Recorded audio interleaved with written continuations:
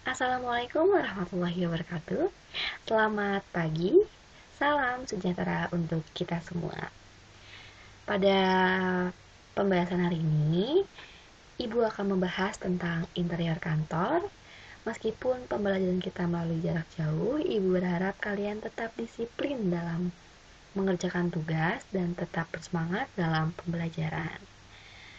Baik, tujuan pembelajaran kita pada hari ini, Ibu berharap kalian mampu mendeskripsikan definisi interior kantor, lalu kalian mampu menguraikan macam-macam konsep interior kantor. Lalu, apa saja yang akan kita bahas? Yang pertama ada pengertian interior kantor, dan yang kedua ada fungsi interior kantor, dan yang ketiga ada konsep interior kantor. Baik, langsung saja kita membahas pembahasan yang pertama, yaitu di sini ada pengertian penataan interior kantor. Interior kantor atau hiasan kantor dapat diartikan sebagai benda-benda yang digunakan untuk melengkapi dan membangun suasana perkantoran, sehingga dapat memberikan dorongan semangat dan meningkatkan kinerja para pegawai. Jadi, contoh dari hiasan kantor ini seperti vas bunga, tanaman hidup atau mati, lukisan, jam dinding, serta lampu-lampu hiasan. Jadi dapat disimpulkan, interior kantor ini merupakan suatu benda-benda atau yang digunakan untuk membangun suasana agar kegiatan perkantoran tersebut dapat dilaksanakan secara efisien, nyaman, dan memberikan suatu dorongan. Nah, di sini ada cara penataan interior kantor dengan baik. Yang pertama ada penataan garis. Kenapa kita harus memperhatikan ini? Karena pergerakan mata dalam menetapkan ruangan agar ketika dipandang terlihat segar dan menginspirasi. Contohnya ketika kita menata vas bunga atau tanaman hidup, jadi ketika kita menata itu, jadi kita melihat vas bunga atau tanaman tersebut tuh terlihat fresh, terus menginspirasi sehingga pekerjaan yang kita lakukan itu dapat berjalan dengan baik dan sesuai dengan tenggat waktu yang ditentukan. Nah, yang kedua ada penataan ruang cahaya yang perlu dipertimbangkan dengan baik, karena kedua elemen tersebut menentukan keberhasilan dalam menciptakan suasana yang kondusif.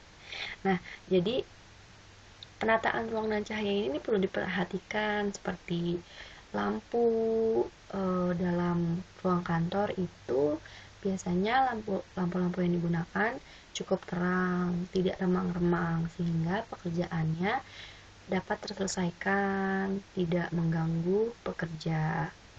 Nah, di sini juga ada pemilihan warna harus mengedepankan kreativitas. Kenapa? Karena warna-warna ini mempengaruhi dan memberi kesan seperti warna terang atau muda ini memberikan kesan ruangan itu lebih luas.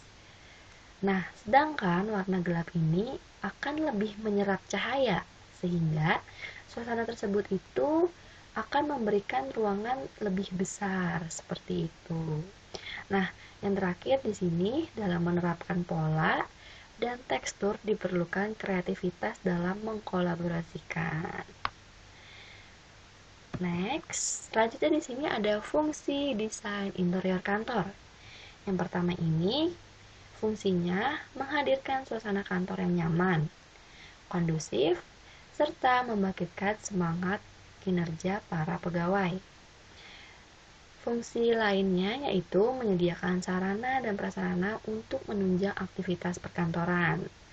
Yang ketiga, meningkatkan suatu kualitas dan produktivitas kinerja.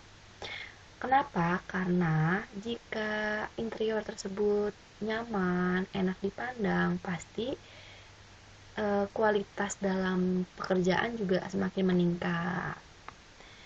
Nah, Fungsi lainnya yang keempat itu ada menyajikan ruangan yang memperhatikan kebutuhan estetika, fungsi dan ruang gerak secara tepat. Dan yang kelima, menampilkan kesan kantor yang bertaraf profesional dengan fasilitas yang memadai.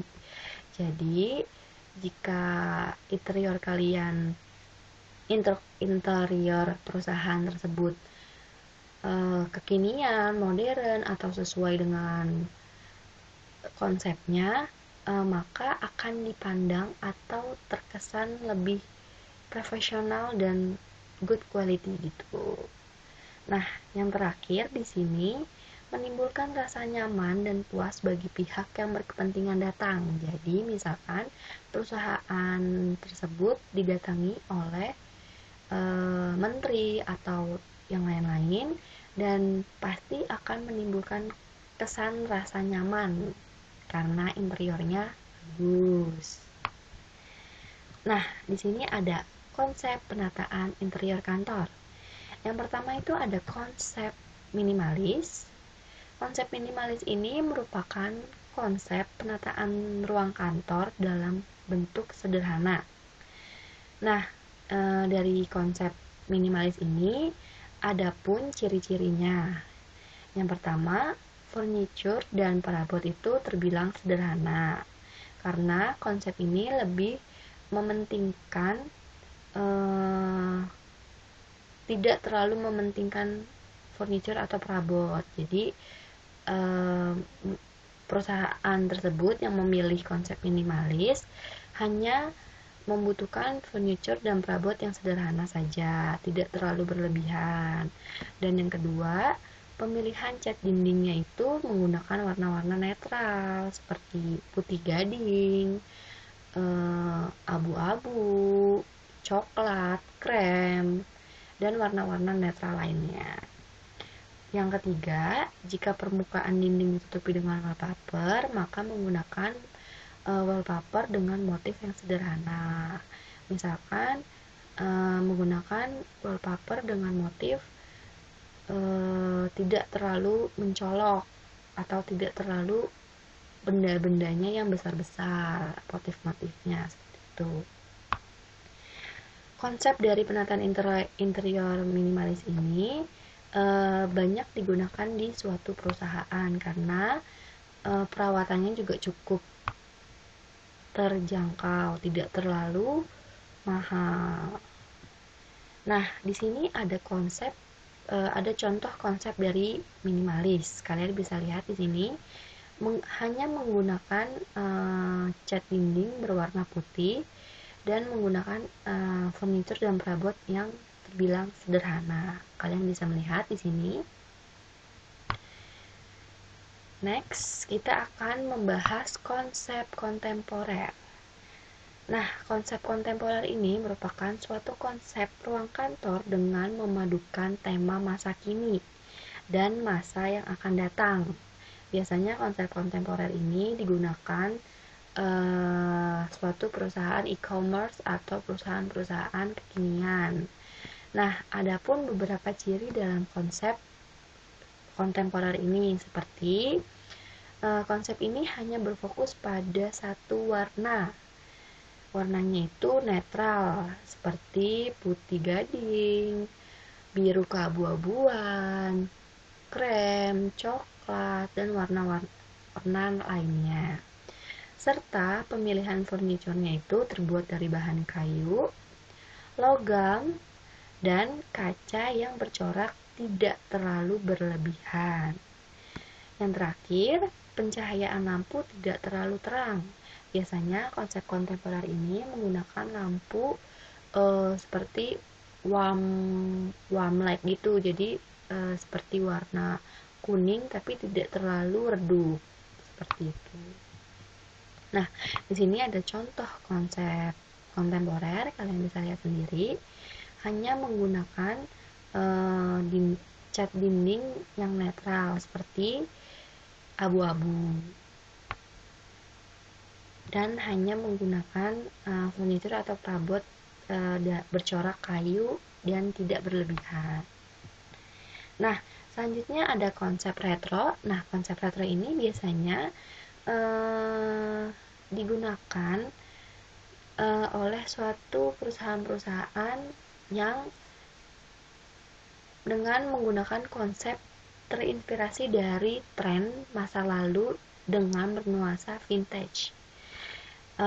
Konsep retro ini memiliki beberapa ciri, seperti menggunakan palet warna yang bervariasi, mulai dari dinding hingga furniture. Lalu konsep retro ini tidak ragu untuk menggunakan motif yang mencolok. Jadi konsep retro ini terbilang mampu berkolaborasi atau mengambil motif-motif yang mencolok, serta menggunakan cahaya yang terang dan gemerlap. Karena ini adalah konsep vintage, jadi menggunakan pencahayaan yang terang dan gemerlap. Nah, di sini ada contoh konsep retro, kalian bisa lihat sendiri. Di sini menggunakan furniture dan perabot kantor yang vintage. Kalian bisa lihat di sini contohnya. Next, ke konsep klasik. Nah, konsep klasik ini merupakan penataan kantor yang mengutamakan nilai-nilai estetika. Dalam konsep klasik ini mempunyai ciri-cirinya, yaitu menggunakan warna-warna netral seperti monokrom ataupun warna-warna lainnya seperti abu-abu, hijau, dan coklat muda. Nah, konsep klasik ini menggunakan furniture berbahan kayu atau kulit yang terkesan rapi, mewah, dan lebih elegan, serta menggunakan perabot yang bernuansa klasik. Nah, ini ada contohnya, kalian bisa lihat. Karena di sini menggunakan konsep klasik, kalian bisa lihat di sini ada patung kuda.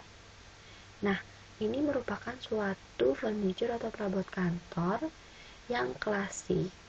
Kalian bisa lihat di sini dindingnya juga warna abu-abu.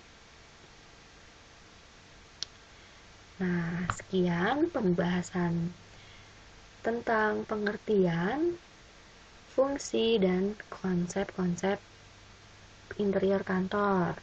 Nah, konsep-konsep interior kantor ini terbagi menjadi 11 jenis. Yang Ibu jelaskan hanya 5 jenis saja. Sisanya akan Ibu jelaskan kembali di pertemuan selanjutnya. Jadi, silakan dipahami dan di-download videonya agar kalian bisa mengulang-ulangnya lagi serta kalian dapat memahaminya. Sekian pembahasan video pada pertemuan hari ini, kurang lebihnya mohon maaf. Tetap semangat dalam melakukan pembelajaran dan disiplin dalam penugasan, baik penugasan dari Ibu ataupun penugasan dari guru-guru lain. Sekian pembahasan video kali ini, kurang lebihnya mohon maaf. Wabillahi taufik wal hidayah. Wassalamualaikum warahmatullahi wabarakatuh. Semangat dan tetap jaga kesehatan.